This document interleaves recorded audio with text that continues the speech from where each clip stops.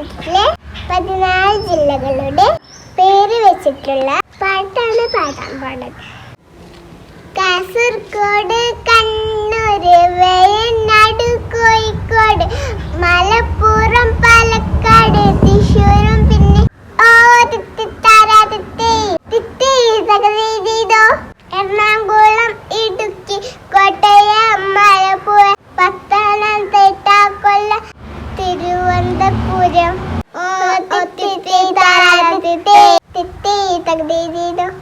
കാസർഗോഡ്, കണ്ണൂർ, വയനാട്, കോഴിക്കോട്, മലപ്പുറം, പാലക്കാട്, തൃശ്ശൂരും പിന്നെ